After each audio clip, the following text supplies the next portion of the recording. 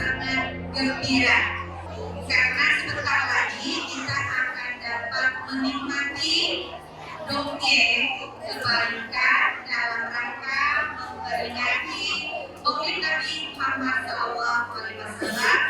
Tentu ini merupakan kegiatan yang sangat positif untuk Muslim ini.